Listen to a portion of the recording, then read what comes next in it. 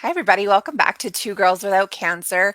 Once again, I am just one girl without cancer. Ashley is out due to another unforeseen illness that we were not seeing anything on the radar for. So she's out. Unfortunately, she's going to miss a really great show today. I have a really fantastic guest with us, and I cannot wait to introduce you to her.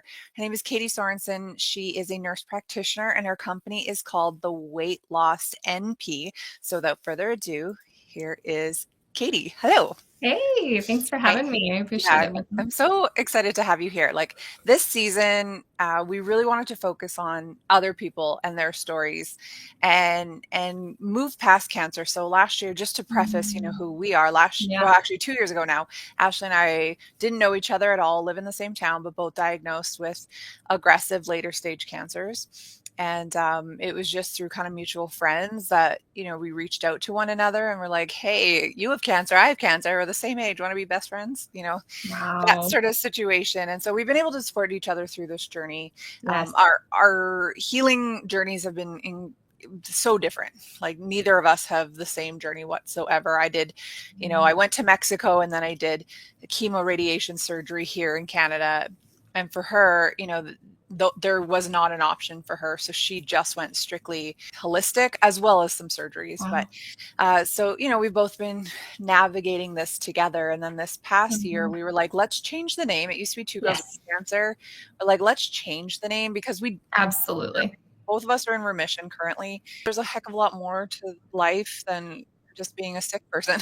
So we I changed. love that. Yeah, we And changed. it's like it's putting that out to the Totally. universe that, Totally. this doesn't define you and it's not going to be forever, hopefully, right? You guys are Exactly. absolutely getting over this. Yeah. Exactly. So yeah, that's why we focused on, let's talk to other people who are experts in their field and talk about not only things that her and I go through, but just like that anyone can relate to. Like our Yeah. our demographic is more like women our age kind of thing. And so, Yeah. a lot of what we've been focusing on is like anxiety and eating and weight and Yeah. panic attacks, although that falls under anxiety, and other people who've had cancer and things like that. We just wanted to branch out and talk to Yeah. people, like I said, who are experts in their field, different from just having cancer. I love that. Yeah. And I think I don't know specifically how old you are, but I think in general, 38. me too. Oh, hey, Yeah, 86. hey girl. But I think as like we approach mid-age, I think it's like a reawakening of like, hey, we actually really do need to pay attention to our health and our Yeah. wellness. And so much Hmm. of our like 20s and early 30s, you're taking care of other people. Literally. And right. And then you start being like, oh, cancer, wake up call of a lifetime. My God, I can't Hmm. imagine. But even just small like health changes become kind of like, hey, I actually really need to refocus on my own health and my body and my mind and my spirit. So, It is so true. Like 2 days ago, I was at my grandma's 96th birthday party. oh, wow. And I thought, okay, 96, I'm 38. Like this Yeah. this woman is 60 years older than me. And Right. like I feel like I'm 96 some days. And I'm like, how am I going to live 58 more years to Right. match her age when Right. I can barely even get out of bed most days? So, it's like Right. really an eye opener that, well, number one, like lifestyle has to change. You can't continue Sure. to live the way that you're living, especially after a major diagnosis. Like you Yes. can't do it. You really can't. Your whole world, your whole perspective changes. So you have to change that. I bet. What really attracted me to your message when we were chatting is your piece on weight loss. So Mhm. obviously every woman in general, but like especially every woman our age is like, Yeah. well, at least all my friends are like, oh my gosh, I need to lose weight. Oh my, this is like Yeah. a daily conversation, I know. and it's And I wish hard. it wasn't, I know. right? Like, I Mhm. know it is what I specialize in, but I very much, Yeah, wish us as women didn't have to spend so much darn totally. energy on it. If this Yeah, was like the Renaissance age, we would be revered for how much extra meat we have. I Okay, know, we'd right? be nobility. That's Just what in the we'd be. wrong era. Exactly. So why don't you tell our listeners like who you are, what you do? Awesome. Yeah. So, Katie Sorensen, nurse practitioner, and I own a medical weight loss practice Amazing. and metabolic health optimization practice. We're based out of Colorado, and we see patients in Utah as well. And we can do nationwide GLP-1 weight loss coaching. But as far as where we can medically manage and prescribe medications, it's Colorado and Utah right now. So, Very cool.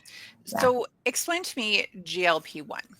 Yeah. So that is a class of medications called the glucagon-like peptide 1 Mm-hmm. is the longhand for it. And it's a class family of medications that was initially developed and researched for diabetes control, worked fantastically for that, was found to help people lose weight. And since then, the manufacturers have gotten FDA approval for weight loss as well. Right. And they really are game-changing medications. They are those Right. buzzy words that you hear and read about Yeah. a lot, like Yes. Ozempic and Ozempic. Wegovy. Yeah, Yes. they work really, really well, and they are game Okay. changers. That's They're good not to know. they're not like magic, do it all for you. Right. But they really help a whole bunch and make the lifestyle changes that we're after to just generally live healthier, easier to Right. choose and easier to be successful with. The buzzwords, like you said, like Mm. Ozempic, I've Yeah. heard such mixed reviews about these things. I've heard people go on them, love them. It was a game changer. I've had people say they went on them, destroy their lives. To me, it's like, oh, instant weight loss. Perfect. I want to go on it. And then I'm like, Sure. no, no. I know. It's just And something I want to do more research on.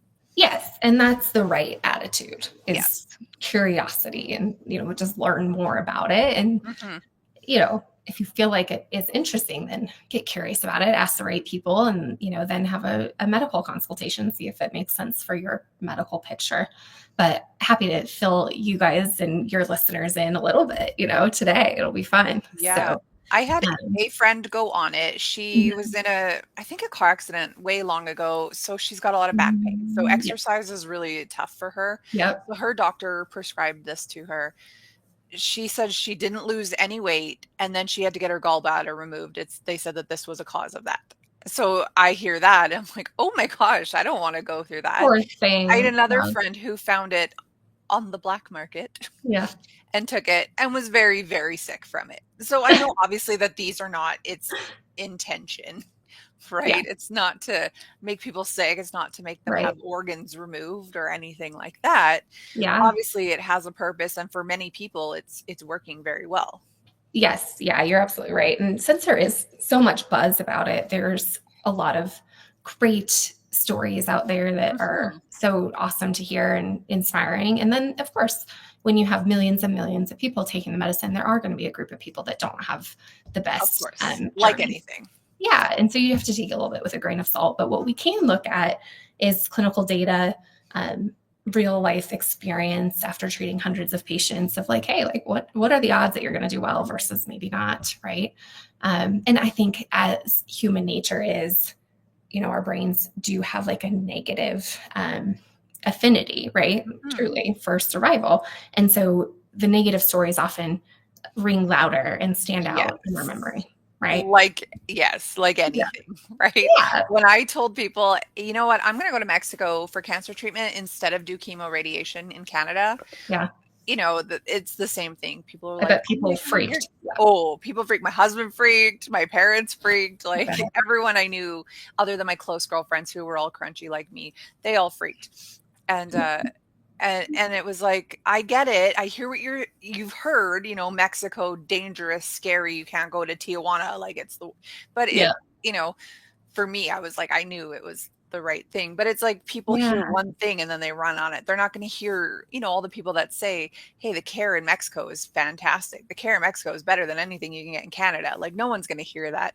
They're going to hear Sure. about the one horror story of somebody Yeah. who went to Mexico. Or the stuff that's in the news, about it or whatever. Yeah, Yeah. of course. And so exactly like you're saying, I'm hearing my friends who have had bad experiences, but what about the like thousands of people who have had really amazing experiences Yeah. on it? For sure. So let me tell you a little bit more about it. So these Please. GLP-1 medications, they're once a week injections that are Mhm. tiny needles. They go in your subcutaneous, your fat layer, In your just stomach or beneath your something. skin. Yeah, once a week. And um, They are what's called a peptide, which is a Okay. short chain of amino acid proteins Okay. that help tell our body signals about what to do.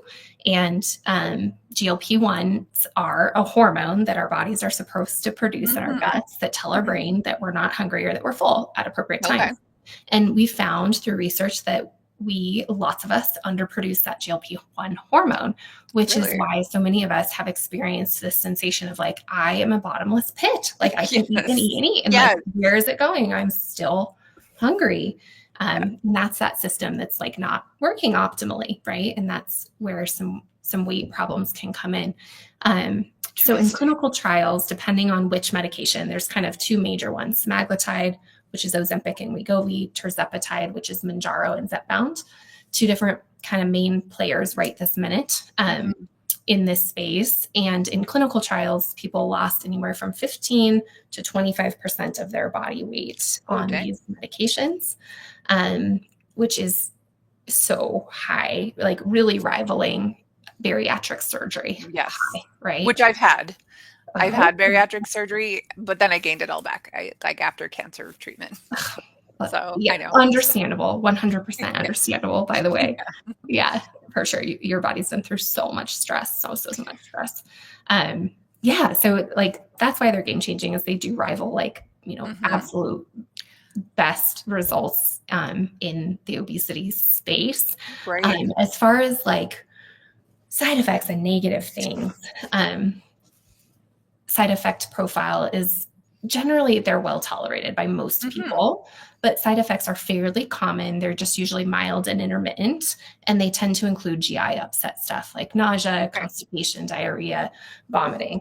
So, Mhm. like most people will notice a touch of something here or there. They'll know they're taking the medicine, but the vast majority of people feel like it's tolerable, worth it. And I think expert care makes a big difference. So, like your friend that kind of Mm. went about it in a little bit sketchy of a way, probably didn't Found have it very on much of a good Craigslist or guidance. something. Yeah, Yeah. Yeah, yes. right. You So, kinda like, get what A, you who pay knows for. what she was giving herself? And Literally, B, yes. yeah. B, I think our intervention and our guidance really does limit side effects and optimize success. So, Mm. That is awesome. yeah. So, like, when you have a client Mhm. come in, is there, some people that you're like, I don't think these GLP-1s will be good for you, or like, is there someone right off the hop it isn't going to work for, or is it like the first thing you kind of put people on? Yeah, great question. So there are very few contraindications for Mm, somebody being a candidate for the medication. But the major two are a rare type of thyroid cancer called a medullary type thyroid cancer mm. in their personal or family history. And then the other one is pancreatitis. So if they've had a history of pancreatitis that was not related to a gallstone, Hmm. right? So if they had a gallstone that caused pancreatitis and they've had their gallbladder removed, they can still take GLP-1s, Okay, but if someone was like a drinker, for example, and for had like example. Mhm. pancreas damage, long Correct. term, they Or if would they not just had be. idiopathic, like who knows Mhm. why, pancreatitis, we wouldn't want to risk that for those types of people. So That few is fair. contraindications, and these medications are generally a better choice than a lot of the others that we've had that came before it in the medical world, like Mm, phentermine. It's a stimulant. It's not very good for your heart. It's a controlled right. medicine. Yes, You just like know, a meth. yeah. So I mean, they really are kind of a safer option than a lot of them. But so those are like the non-negotiable contraindications. But of course, we take a whole clinical picture under consideration about, Mhm, hey, what's your weight? Do you have mhm. other comorbidities that are related to the weight? Such Right. as arthritis or high blood pressure, cholesterol, cancer even can be considered one, or back pain. Those can be considered related comorbidities. And like, do you need medical intervention to help you lose weight? Have you tried Right. lifestyle alone? Yeah. So recently, like right around Christmas time, I was sent to the menopause clinic here in Edmonton, where I live, just because Mhm. chemo can do all kinds of Yes. things to your For body, women, yeah. including, early menopause. And Mhm. so I had a lot of the symptoms. So I went, to chat with them, do some blood work and some Mhm. physical exams and things like that. And I said to her, like, is this weight gain normal? Like 30 pounds in the last year? Like, is this normal? And she was like, well, menopause can do that. And I'm like, Yeah. okay, what are my options? Thinking, hey, like, Right. let's reverse this. Obviously diet and lifestyle Sure. certainly can change everything. But, Yep. her response was semaglutide. So Hmm. I thought, oh, is Ozempic my only option to take off this weight? And then, of course I considered it, but then I thought, no, I'm too crunchy for that. But I really do go back and forth because I Yeah. don't think there's anything wrong with, doing things to push you in the right direction, that Yeah. give you that motivation. It can be very disheartening, not even just for someone who's gone through cancer, but like anybody Yeah. who has this weight on them that they cannot, that eat well and work out and 100%. nothing comes off. And this is what I'm experiencing right now. 100%, especially because it was not just your lifestyle choices that got you the 30 No, pounds in a year. It was absolutely a medical situation, totally. Yeah, it's not right? like I And so laid why would around and we ate and not talked treat about a every day. medical situation to help somebody? Yes. Yeah. Yeah, Yeah. exactly. I know. I really do go back and forth with Yeah. this, and it I is nice understand. to talk to somebody who has the information on it, because really Yeah. all this doctor said is, get your family doctor to prescribe you this. And it was Yeah. like, okay, and then what? I know. Like, Right. And as much as I do love semaglutide, right? Of course, I use it every day. I also hate how women are just always, maybe not always, but a lot of times told, like, yeah, like it is what it is. It's perimenopause, it's your hormones, good luck. There's mhm, nothing you can do about it. Like that just stinks. And that's really not the yeah, right thing, totally. So, I know. I like for me, I lost my hair, I lost a boob, like, right. I feel like I just look different than I used to. I wear wigs and stuff now, and it's just like on top of that, Mm. already feeling like completely not myself. I also Yes. have this extra weight on me that doesn't feel like me. And then I feel like I run into people that I know, I live in a pretty small town. I run into people and then it's like I wonder if they're thinking, "Oh man, she like really put on that weight and stuff." And I'm sure Right. they're not, because for the most part people are, pretty understanding, like, "Oh, she went through cancer. Cancer's hard." Oh, well, But yeah. Yeah, but for I sure. always it's making me insecure, and like I'm not an Right. insecure person whatsoever, but like it's Yep. always in the back of my mind, like that's what people are Right. And thinking. that's a really like uncomfortable, sucky Yeah, it's horrible. feeling. And it's a downer on your energy and your quality of life. And so, as much as I am a body positive person and I don't want, like I said before, people wasting their energy Mhm. on like unattainable things that they have in their Mhm. head that they should look like, um, there's not a magic wand that can just erase that Mhm. programming through our whole Mhm. life that's in our head. And so, sometimes it's just sometimes we just got to get people back to feeling healthier and more like themselves. And then that Yeah, confidence brings out so much more ability to just be healthy and, totally. right. It is a cycle, really. Yeah. Like, I go to the gym, I usually feel like I'm so tired or I've hurt myself at the gym and then I don't want to go to the gym anymore. And then I feel like I'm putting on all this weight, so I go back to the gym. Got to get It's like back. Yeah. it is a nasty little cycle. And for It is. women, I think there's so much pressure put on us to look a certain way. Yeah. And it makes it fairly unattainable, you Yeah. know, Right. when you're not able to get out of that cycle. Oh, it's so frustrating. So, and weight loss is hard.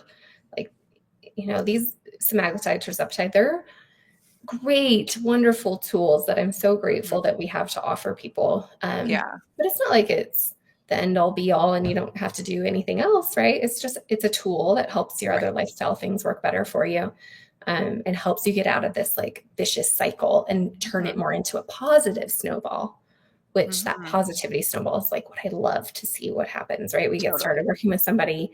Um, we make just tiny changes. They start the medicine, we make tiny lifestyle changes, they lose 10 pounds. And then all of a sudden, oh my gosh, my energy is better. I'm sleeping better. I can go to the Yeah, gym now. I can walk more. And it's fun to see people start wanting to do the healthier things for themselves naturally. totally. Yeah, once you get that Yeah. momentum, yeah, Uh-huh. you don't wanna lose the momentum, right? Yeah, It exactly. So my back is always sore, like constantly. Even prior to getting sick, my back was always sore. And recently I went to the physio because I was like, chiro's not doing it, massage isn't doing it. So I went to Right. physio and he said, your spine is compressed. And I was like, okay, that would explain, why it's in pain all the time. And then Yeah. he leans into me. Oh, this guy. He leans in and he goes, I have to ask you something. Please don't be sad. Like, Oh okay, my what is it? God. Did you gain a whole bunch of weight? Because that's not helping your back. Like, That is, oh. I did. How did that Thank feel? you. I'm I mean, to like me, that garbage. immediately feels kind of gross to me, but how did it feel to you? Totally. Yeah, not great. And the thing is, like, Yeah. I see him all the time because my kid goes there. I've known this guy for years. He's been my physio for years. He knew what I went through. He obviously saw me coming in bald all of a sudden and whatever. But, to say that, it was like, yeah, I did. I No. did gain a bunch of weight. Thank you for noticing and also pointing it out to me. I'm aware that the extra weight No. puts pressure, on On my your back. joints. Yeah. Right. Right.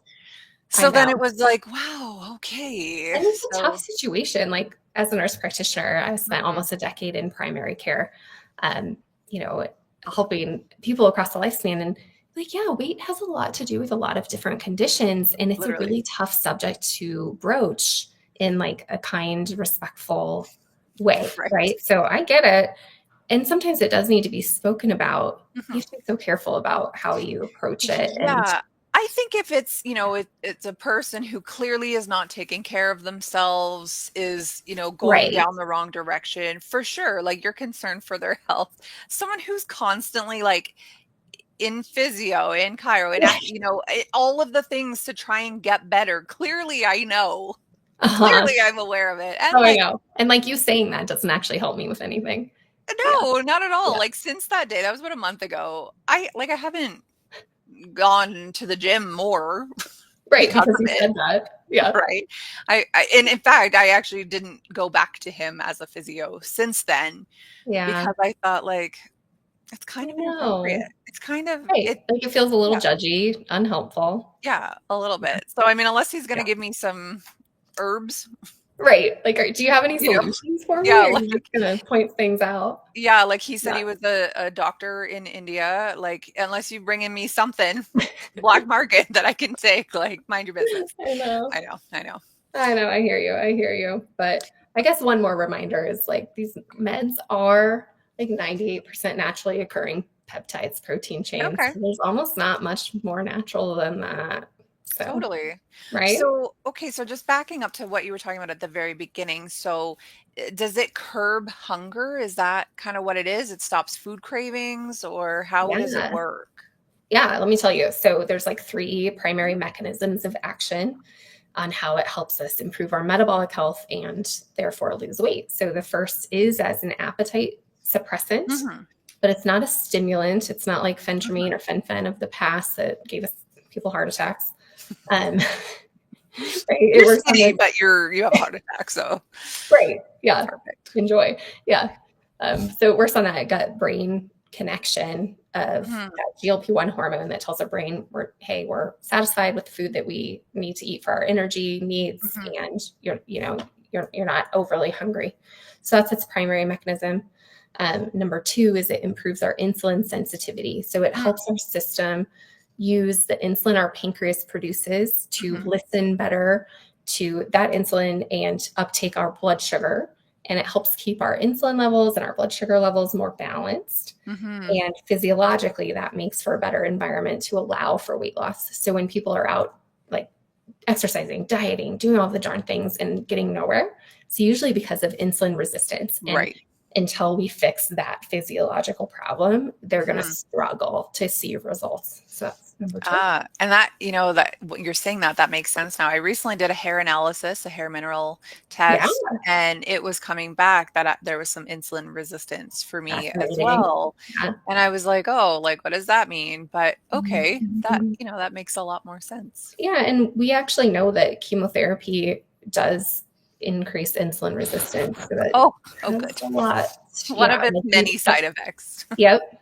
Yeah, for sure. So a lot to do with that. And then last mechanism of action is it slows digestion through our GI tract. So Hmm. Food stays in our stomach longer, which helps us feel Mm. full longer and need to, eat less. And that's helpful. But you can imagine if food is like slower to transit through your guts, that's where those GI side effects come from as far as Right. heartburn or, makes sense, right?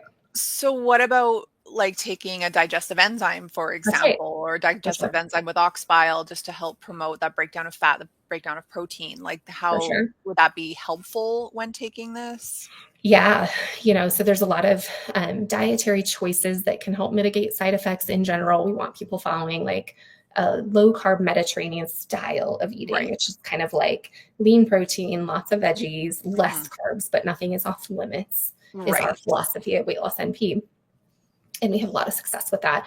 And we have found if people drink lots of water, it Mhm. really helps with both results, weight loss wise, Mhm. and side effect mitigation. Makes a I can huge see that. difference.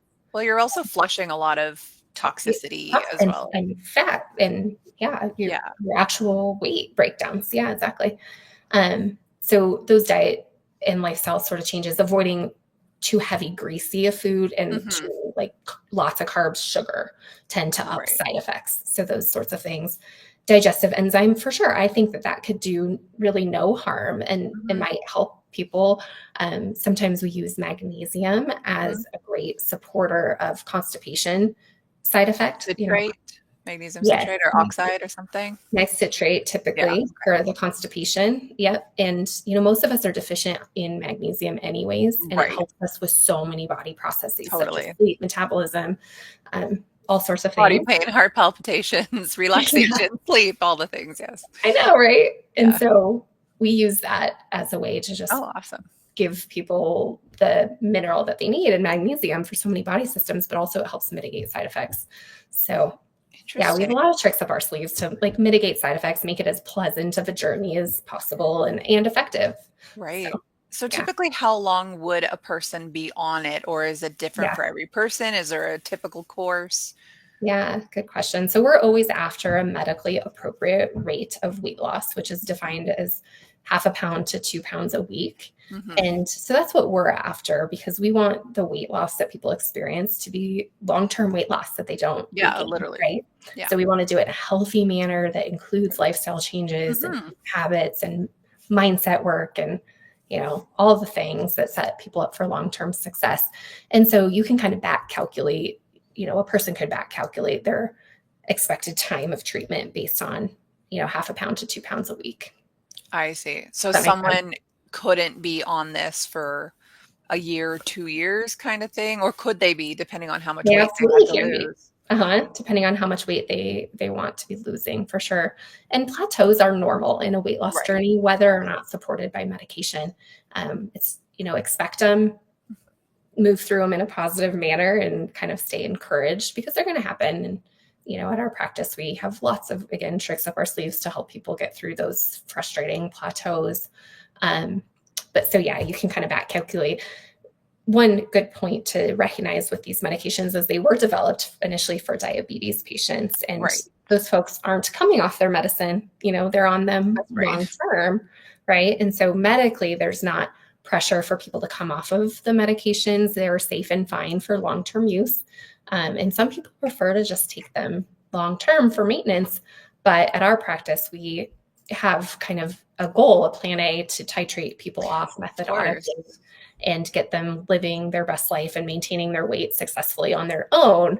And then, Mhm. of course, we have a backup plan if needed. We can support them with medication if needed, but we like to empower people to be able to maintain Yeah, on their own. Mhm. of course. Now, are you finding afterwards, because I hear people say, "Well, I went on something, not even just this, but anything. I did this, and then as soon as I went off, I gained again." I mean, look at me. I lost 75 on in weight loss surgery, and Right. I've gained 55 back. So, I mean, Sure. at some point, if you're not following the Yep. lifestyle changes, like, you're gonna see a That's it. reverse, right? Yeah. That's exactly right. Right. Yep. That's exactly right. So our bodies are so fascinating and Yes. adaptable, and they overcome so much of our interventions that we do, both positive and negative, right? And it's Mhm. interesting, but there's a lot of cellular, hormonal, um, nitty gritty things that happen that make weight regain a reality Hmm. for a lot of people. And it's not because a person, necessarily fell off the wagon and did a bunch of things wrong. That's not necessarily the truth for everybody. The Yeah, truth is hormonally, cellularly, there's things that are pushing back against that. And so it is something that we have to be careful about because we are absolutely after long-term healthy weight because that's how we reduce risk for sure. over time is stay at our healthy weight long term. Hmm. So that's our priority. And how we need to achieve that can be adjusted based on a person's individual needs.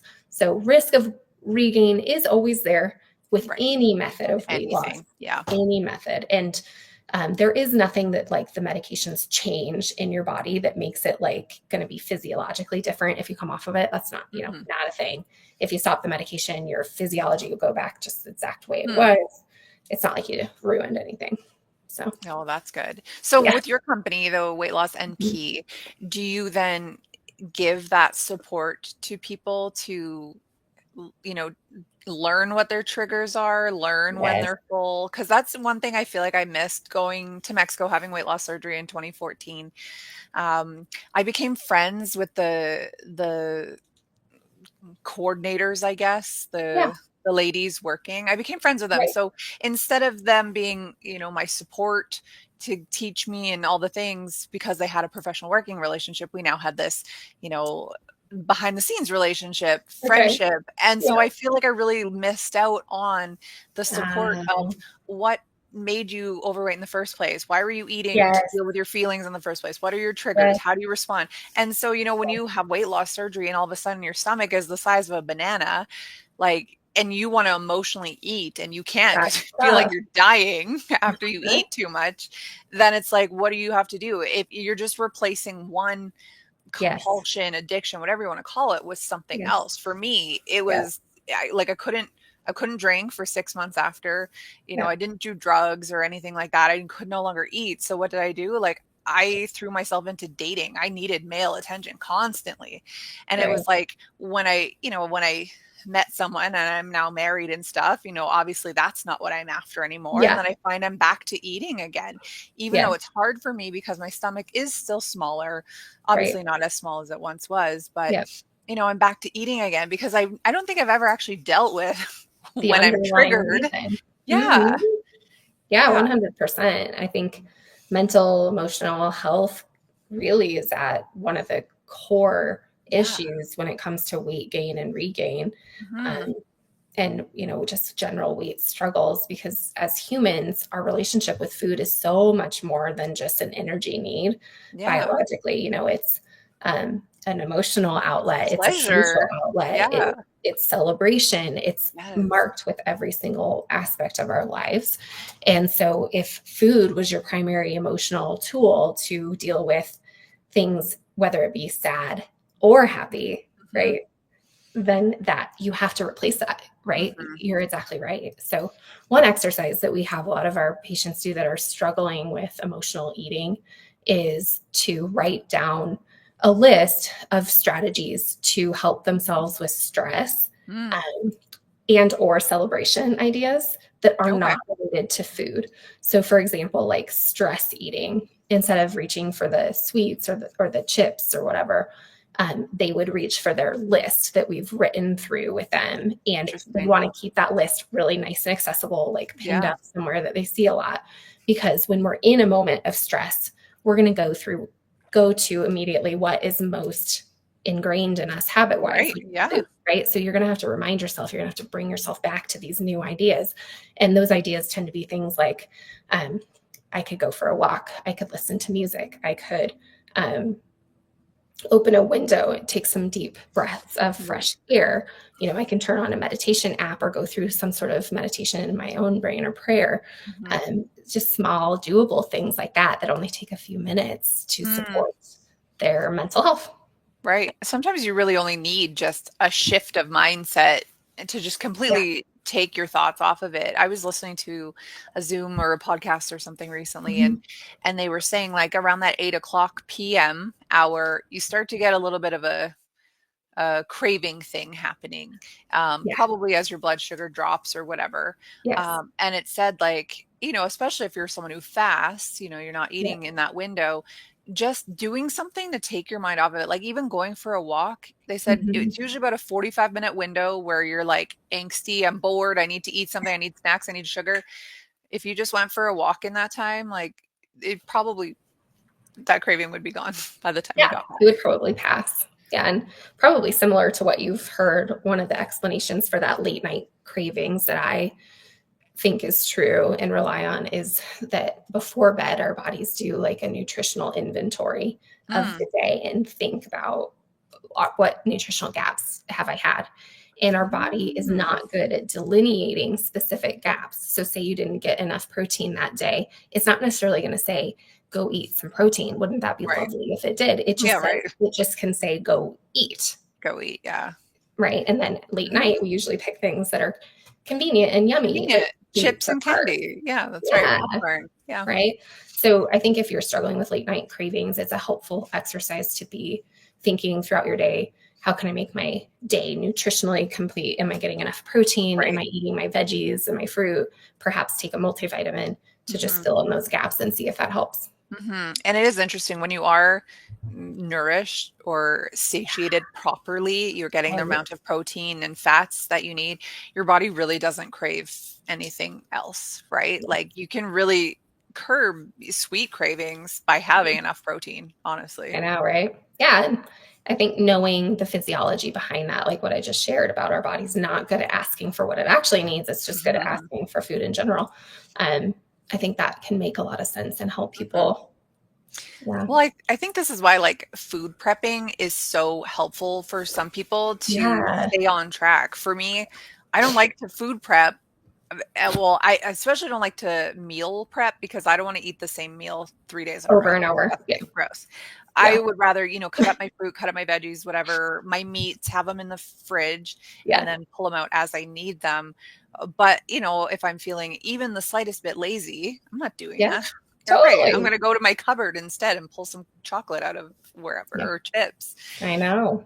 So it's almost like you need to not have those things in your house if you find Mhm. that you're tempted by it. Right. And I'm not telling people to like not have Have those any of things it ever ever. because, Right. when I was sick, was of the mindset that if I ate anything that cheated on this diet, I'm going to die. And Mm, so that's, there's a traumatic piece linked to that now as well. Like the thought yeah. of juicing, it makes me panic, the thought of having a fresh juice with Because carrots it's and linked celery and to all the that. things. Yeah. Yeah, it brings me back And to like you brings have you to in the do this or else weeds you're of going to that die. experience. Yeah. Yeah, if you don't juice 64 ounces of fresh vegetables a day, death, right? It was a lot. It was exhausting. That's awesome. And so That's I think that's why I went like so far the other end. Like, yeah, I'm still very healthy in a lot of the things I do, but then I just got real lax with my eating as well because it was just like, I was eating pretty good before getting sick. And yeah. then I got sick. So you're telling me that if I True. don't eat good right now, I'm going to get sick again or not get sick or whatever. Like, I don't I know. To me, know. it just didn't make sense that like, having Yeah. an ice cream now and then was gonna Yeah. like make cancer come back. So I had to Totally. like give myself grace in that as well. Like Yeah. you're probably not gonna die if you eat this, but also like know that your body doesn't respond well to this food. But like you're also Sure. human and you want to feel like a human again. Yeah. And it just comes back to the everything in moderation Yes. outlook, I think really is the right outlook to Yeah. have for Yeah. And all of us, whether on a weight loss journey or not. And totally. we tell our clients at our practice, like, we are not asking for perfection. No. We really are not, An because effort. yeah, exactly. Right. And, aim for 80-20 or 85-15 as far as being on Mhm. track versus, indulgences. And that's enough to lead a healthy life in Yeah. general. Um, So so Ashley, my yeah, co-host here, yeah. we had interviewed a fellow who works in a eating disorder clinic. Wow. And so we were chatting with him about it and she had made a very good point that like nowadays eating properly is considered a diet and eating bad is Oh, considered normal. And gosh, it's like the true. mindset around that. So even saying, 85-15 or 80-20, you're like, I can only eat junk 20% of the time. Like that's tough because I think for the most part, most people are probably 50-50, if not more, the other way. Right. Yeah, that's a really good point, and it's Mhm, insightful for me to think about as, mhm, in my niche of expertise, because, I do want to meet people where they're at, right? And if they're at mhm, 50-50, or even maybe lopsided the other way, like, mhm, hey, their initial goal might be 70-30 or sixty mhm. forty. you know? So with people that come in, like I know Mhm. with the weight loss surgery, for me, I paid for it out of pocket. I went to Tijuana. Right. It was no big deal. My friend's mom did a weight loss surgery here, but she was in training and counseling for like years until they would Right. do it You would approve because it. they Yep. they wanted to train her properly. Yes. They wanted to teach her the proper Yep. ways to eat and the triggers to look for and whatever. Yeah. Do you ever do that before putting somebody on one of these GLP ones? Like if they come in, they're like a binge eater or they're whatever. Do Yeah. you We wait? believe in supporting a person medically Mhm, with a safe, solid medical intervention like a mhm, GLP-1, while we're teaching them and mhm. helping smooth over some habits, mindsets, lifestyle situations that contributed to getting them there in the first place. And so, Right, we know if we help them medically, if we help smooth out their blood sugar and their insulin control and their cravings, they're going to be a lot more successful implementing the changes we're suggesting, as far as, eating more protein or veggies and meal prep or whatever it right. might be, any of those Yeah. suggestions, going for walks, if they feel more under control and more supported in a physiologic standpoint. So we won't withhold treatment at, before Mhm, X, Y, or Z. Like, we're going to get them going on treatment and mhm, get them going on doable lifestyle changes mhm. that are not insane. Like you mentioned with your juicing, like, that's amazing. And, maybe it really helped you heal. That's fantastic. But as you kind of alluded to, like, it's not something that you could I continue hate it doing now. for the rest I of your hate it. life. Yeah, no. Yeah. And so the changes we ask people to make are really ones that they are excited about, they feel like are doable for their Attainable. life. And yeah, and long Yeah, term, they feel yeah. happy with doing long term. Yeah, and I think another big issue with what we're probably I can't speak for any other country, whatever, Canada, America, North Yeah. America. I know how our food is. I know Yeah. how our convenience is, our Yeah. Ultra workload is. processed. Yeah. Yes, exactly. I mean, obviously, a lot of the other world or other parts of the world are not like this, but True. speaking for North America, um, we are sort of trained from a child to eat when we're emotional, whatever. Like you're Mhm. upset, your kid's crying, you give them a snack. So we're taught Yes. from that. It's very convenient to eat anywhere that you want Yeah. on the go at any given time. Right. It's Like, food usually is cheaper. overly accessible. It's, Yeah. yeah. Junk is It- cheap. Junk is Cheaper a cheap. lot of Like times. it's Yep. cheaper to buy a pop or soda, I guess, in the States than it is to buy a water, I you know. know. And it's just terrible. It's terrible. I And hate that then for us. to go even further, like, even if you do make those choices, like, I'm gonna have a salad today from this fast food place, I'm gonna have a Right. water, it's like, well, that water is actually, full of microplastics and I chemicals and know. all I this know. stuff. And And then the salad dressing's full of sugar. It's like, oh my exactly, and, God. like, these vegetables were sprayed with glyphosate before they came to you, and it's like, what can I eat? Honestly. And then we're also, like, taught here again excess everything, Right. the states and Canada, for I mean, especially the states, like excess is the thing, right? Yeah. Like Bigger is always better. Yeah. exactly. Right. And it's like, so you want to eat more, portions are huge. I After know. the weight loss surgery, I started eating on a small plate, like Yes. a side An plate or 8-inch whatever, or a lunch size plate. Yep. because it's like that buffet mentality. When you go Yes. out, you want to Got to fill up fill your the plate, space.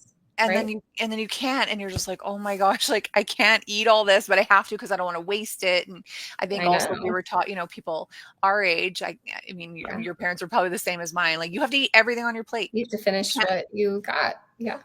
Right. And, like, part of our process is intuitive eating, and it's yeah. listening to yourself. Am I hungry and am I full? And abiding by those cues. Mm-hmm. That's how we learn to have those cues actually speak to us. Is if we never listen to them, then they're going to Yeah. be quiet eventually, and we're not going to get them. But the medications help those cues to be more, Mm, um, you can hear them easier. And so then you that's start cool. to relearn how to respect and abide by your body telling you the things that it needs. Amazing. I know one of the cues that I had learned for Mhm. fullness was, hiccups or a runny nose or whatever. I can't remember If the you're other one. sniffing, Yeah, yeah, mine one was I runny nose learned for is a sure. sigh. Like, Oh, a if you ever sigh. sigh in your meal, then Then you're that safe to means you're eat it, probably right? full. Yeah. Interesting. Mine is like nose running for sure. Like if my nose Wow. starts running, it's like, You're yeah, full. I'm I had full. never heard of that one before. That's Yeah. interesting. Yeah. Yeah. Just be mindful of it. If you I know go I eat at a will. buffet, you're like, I rubbing your know. nose, I feel like my maybe. husband sniffs sometimes when he's eating. So now I'm going to be like, are you Well, full? there you go. Well, and I guess if you figure like the GI tract is like sinus to anus, like, Sure. Yeah. you're eating, everything's moving along in It's all there. Like, of connected. course, it's going to affect Yeah. your nose. So, Yeah. That's okay, so that is, interesting. yeah, that is interesting. Hey. Yeah. But Okay, well, why don't you tell everybody where they can find you? And I know you mentioned at the beginning that you deal with people from Colorado and Utah. That's who you can prescribe prescribed to. But medicines. what can you do again for people who don't live in those two states? Yeah. So we can do GLP-1 and weight loss coaching Okay, anywhere, and we operate via telehealth. It's just we cool. can't use our medical license Right. outside of the states we're licensed in. But we have a lot to offer outside of that as well. And so you can connect with us on our website, which is the WLNP.com, as in weight loss NP, the WLNP. And then I'm sure Becky, you'll put some links in the show Totally. notes, I Yep. presume, where you can find us on social Mhm. media, Facebook, Instagram, etc. On our website, we always have a link to like some great freebies, like a 4-week metabolic reset diet Cool. plan, other stuff like that. So if you just need some inspiration on recipes or ideas or whatever, check it out, and you're welcome to that. Amazing. Well, thank you so much for being on the show here today. I feel actually very good about it now because you said Yeah, all we hear is the bad stuff because of right. survival instincts. Yeah, It's really cool to be able to hear some really positive things yeah, about this for drug. sure. I don't know if drug is the right word to call it, but Sure, you can. Yeah. And, one point that I was excited to just make, if you don't mind, you have a couple minutes, just really yeah, of fast, course. um, with your specific journey and like your show being two girls without cancer, which I love. Thank you.